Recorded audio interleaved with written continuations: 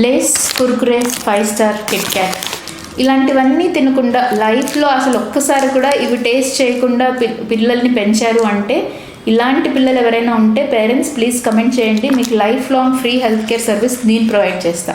ఇంత కాన్ఫిడెంట్గా ఎందుకు చెప్తున్నాను అనుకుంటున్నారా? ఐ కెన్ బెట్ యూ 99.9% పిల్లలు కానీ ఎవ్వరూ ఇది టేస్ట్ చేయకుండా ఉండలేరు. ఎందుకు?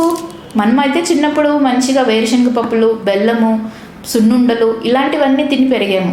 మరి మన పిల్లలకి ఎందుకు 10 రూపాయల చెత్త లేసి తినిపించి పెంచుతున్నాం? పిల్లలు తల్లి కడుపులో ఉన్నప్పుడు ఇవన్నీ నేర్చుకున్నారా? ఎవరు పిల్లలు వినట్లేదు అంటే దానికి ఎవరు responsible? As parents definitely we are responsible. వాళ్ళకి ఇవన్నీ తెలియదు, వీటితో ఇవన్నీ నేర్చుకొని పుట్టలేదు వాళ్ళు. అండ్ ఇవి మ్యానుఫ్యాక్చరింగ్ చేసే వాళ్ళకి ఎలాగో బుద్ధి లేదు, గవర్నమెంట్కి ఎలాగో రెస్పాన్సిబిలిటీ లేదు. కానీ ఇంత నిజాయితీగా వాళ్ళు దీంట్లో ఏముందనేది క్లియర్గా రాశారు. చూడండి ఎంత high content of sugars, dextrose, palm oil ఇవన్నీ కంటెంట్గా చాలా నిజాయితీగా ఇక్కడ రాశారు. ఇవి చదివి వాళ్ళకి పిల్లలకి ఇది తినిపించాలని మనకి బుద్ధి లేదా? ఒక్కసారి ఆలోచించండి. ఇలాంటి పిల్లల్ని పెద్ద చేస్తే వాళ్ళ ఫ్యూచర్ హెల్త్ ఎలా ఉంటుంది? మీరేదో పిల్లలకి కోట్లు సంపాదించి ఇవ్వాల్సిన అవసరం లేదు.